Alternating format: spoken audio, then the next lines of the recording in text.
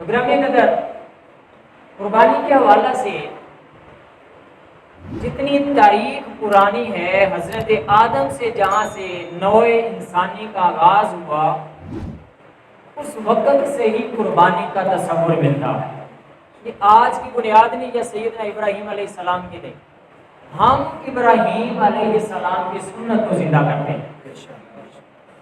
ایک آقا کریم صلی اللہ تعالی علیہ وسلم کی سنت اور دوسری سیدنا ابراہیم خلیل اللہ علیہ السلام کی سنت کو یاد کرتے ہیں۔ سب سے پہلی قربانی اللہ کا قرآن بیان فرماتا ہے، 6 سپارہ قرآن کہتا ہے وَاتْلُ عَلَيْهِمْ نَبَأَ بَنِي آدَمَ بِالْحَقِّ إِذْ قَرَّبَا قُرْبَانًا فَتُقُبِّلَ مِنْ أَحَدِهِمَا وَلَمْ يُتَقَبَّلْ مِنَ الْآخَرِ۔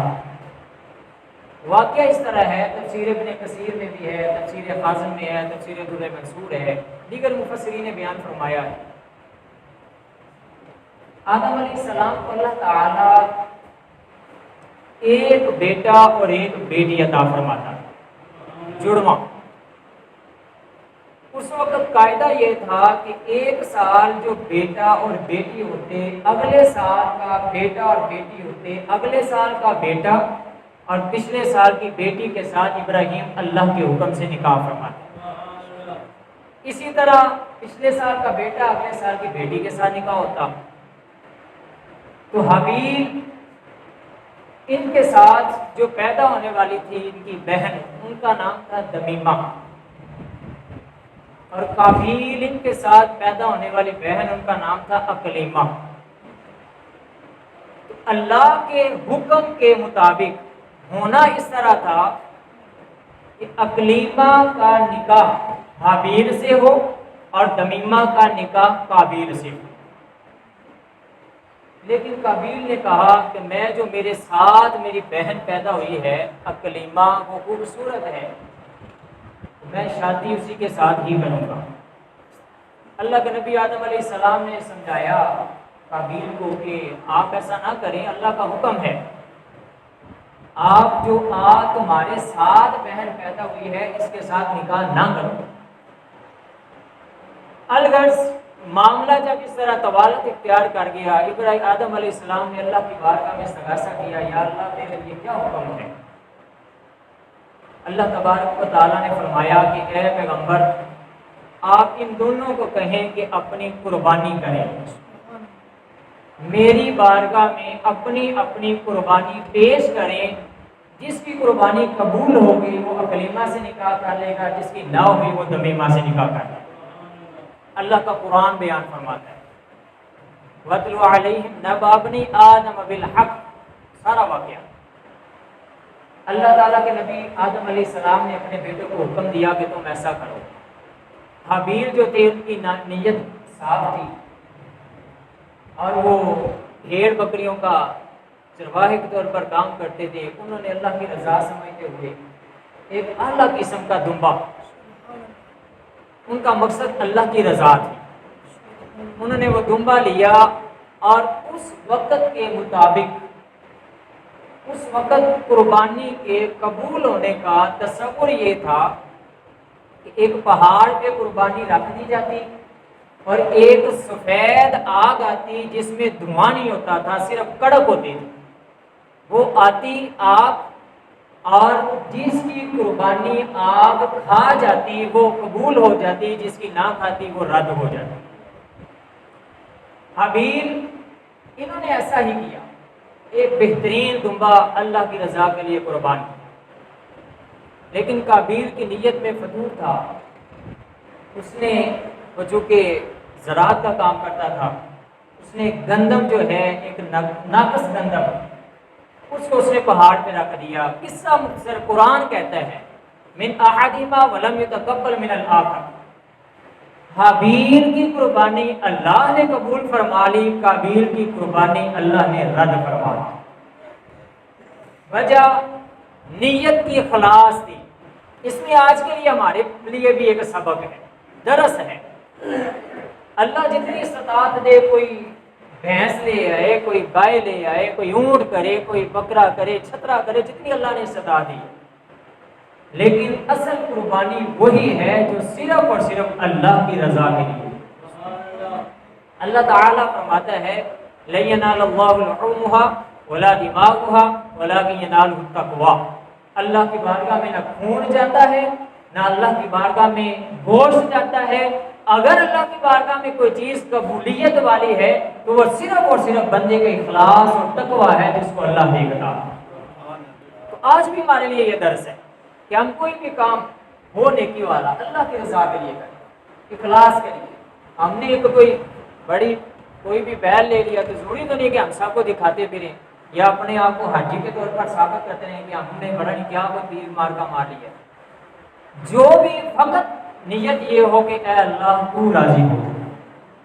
تو گرامیہ قدر قرآن کہتا ہے حابیل اور قابیل نے سب سے پہلے اللہ کی بارگاہ میں قربانی پیش کی۔ حابیل کی قربانی قبول ہو گئی۔ قابیل کی جب رد ہوگی تو قابیل نے کہا انی ارید ان ابوء باسمی و اسمک فتکون من اصحاب النار فتوعت له نفسه قتل اخی۔ اس نے کہا کہ میں تجھے ضرور قتل کروں گا۔ قال لأقتلنک، قابیل نے حابیل کو کہا میں تجھے ضرور قتل کروں گا۔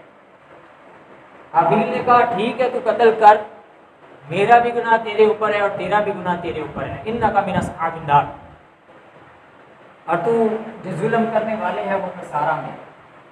بہرحال اس نے ایسا ہی کیا، فقتلہ فاصبح من الخاسرین۔ حابیل نے قابیل کو قتل کر دیا، ایک تو کلمہ کی وجہ سے، دوسرا قربانی کی قبولیت نہ ہونے کی وجہ سے۔ اب اللہ تعالیٰ نے آگے یہاں تک قربانی کا تصور یہاں تک ملتا ہے، آگے بڑی انٹرسٹ بات ملتی ہے۔ قبر کھودنے میں روایت میں آتا ہے تفسیر ابن کثیر میں، اب حابیل نے قابیل کو قتل کر لیا، اب یہ پریشان تھا کہ میں اس کا کیا کروں، اپنے بھائی کی لاش کو سوا تاخیر، اپنے بھائی کی لاش کو اپنے کندھے پہ اٹھا کے 40 دن مارا پھرتا رہا کہ میں اس کا کیا کروں، اس کو کہاں چھپاؤں، کہاں دفن کروں۔ پھر اللہ تبارک و تعالیٰ نے فبعث اللہ غرابا یبحث فی الارض، اللہ تعالیٰ نے 2 کووں کو نازل فرمائے، کوے آئے، ان میں سے ایک کوے نے دوسرے کوے کو قتل کیا، مارا، چونچے مار مار کے ہلاک کیا، پھر زمین پہ کھودنا شروع کیا، زمین کو کھود کر کوے کو دفن کیا۔ جب ایسا عمل کیا تو یہ سارا کچھ قابیل دیکھ رہا تھا۔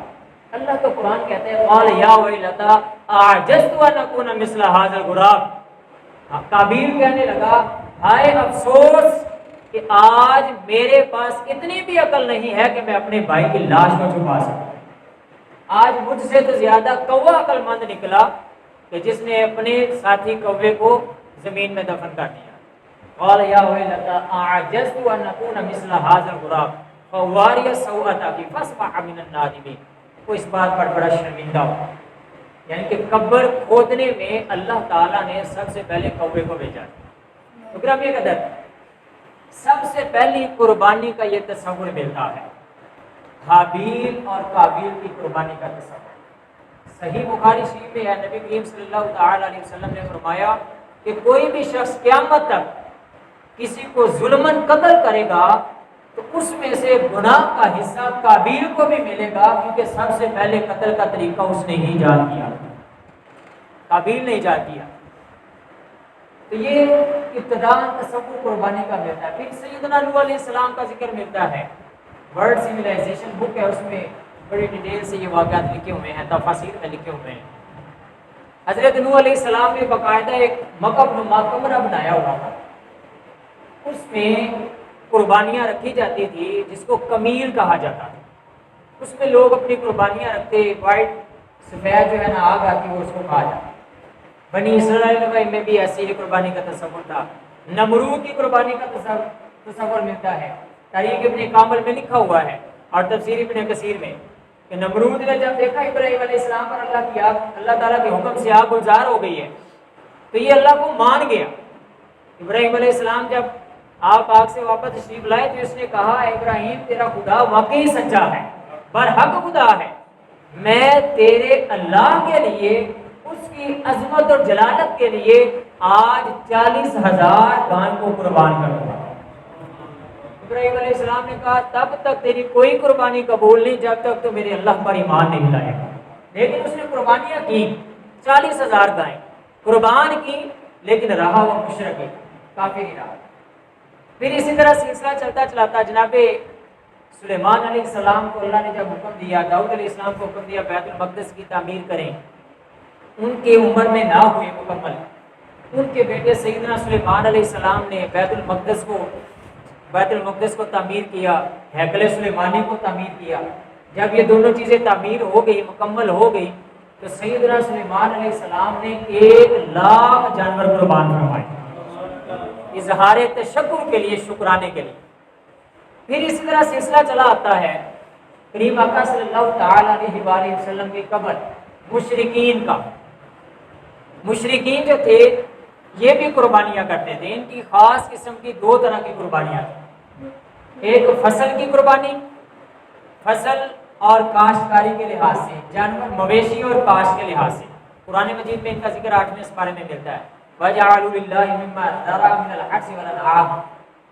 یہ اس طرح کرتے تھے، کوئی مویشی یا فصل ایک حصہ اللہ کے لیے خاص کر دیتے تھے، ایک حصہ بتوں کے لیے خاص کر دیتے تھے، اور دل میں گمان رکھتے تھے یہ اللہ کے لیے ہے یا بتوں کے لیے ہے۔ لیکن اگر جو صحیح، اگر اللہ تعالیٰ والا جو راستہ ہوتا ہے، اللہ تعالیٰ والا جو خاص جانور یا وہ فصل ہوتی وہ ٹھیک ہوتی، اس کو جانوروں کے لیے قربان کرتے تھے، اپنے بتوں پر قربان کرتے تھے۔ تو اللہ تعالیٰ نے فرمایا ساء ما یحکمون، یہ کتنا غلط فیصلہ کرتے ہیں۔ ایک یہ ان کی قربانی تھی، اور دوسری قربانی ایک فرا اور وتیرا، جانوروں کی قربانی کرتے ہیں۔ فرا کہتے ہیں اونٹنی کا سب سے پہلا مادہ بچہ پیدا ہونے والا مادہ، ان کی بھی یہ قربانی بتوں کے نام پہ کرتے تھے۔ اور عتیرہ کہتے ہیں یہ ہر سال رجب کے پہلے 10 دنوں میں یہ خاص قسم کا جانور اپنے بتوں پہ قربان کرتے ہیں۔ یہ ایک تعارف میں نے عرض کیا ہے کہ جو پہلے لوگوں کی قربانیاں ہوتی ہیں، لیکن جو کریم آقا صلی اللہ تعالیٰ علیہ وسلم جب تشریف لائے تو وہ سارے طریقے ختم ہو گئے۔ حضور علیہ السلام نے ایک ایسا طریقہ بنایا جس میں رسول اللہ صلی اللہ تعالیٰ علیہ وسلم کی امت کو اللہ نے فائدہ ہی فائدہ نصیب فرمایا۔ پہلی امتوں کی قربانیاں کھانا جائز نہیں تھی، مال غنیمت کھانا جائز نہیں تھی، وہ قربانی یا مال غنیمت رکھتے آگ کھا جاتی تھی۔ لیکن قربان جاؤ کریم آقا صلی اللہ تعالیٰ علیہ وسلم کی ذات مبارکہ پر آج ہم قربانی بھی کرتے ہیں، کھا بھی خود لیتے ہیں، لیکن ثواب اللہ تعالیٰ ان سے بھی بڑھ کر عطا فرماتا ہے۔ وہ پہلے قربانی کو کھایا نہیں کرتے تھے، پہلی امتیں نہ مال غنیمت کھایا کرتے تھے، صرف آگ کھاتی تھی۔ لیکن کریم آقا صلی اللہ تعالیٰ علیہ وسلم کے وسیلہ سے، حضور کی وجہ سے آج بھی قربانیاں ہیں، اللہ کے لیے جانور قربان کرتے ہیں، زکوٰۃ عشر وغیرہ ہے، کھاتے لوگ ہی ہیں، لیکن خالق کائنات ثواب ان سے بھی بڑھ کر عطا فرماتا ہے۔ سلام اس پر کہ جس نے بے کسوں کی دستگیری کی، سلام اس پر کہ جس نے بادشاہی میں فقیری کی۔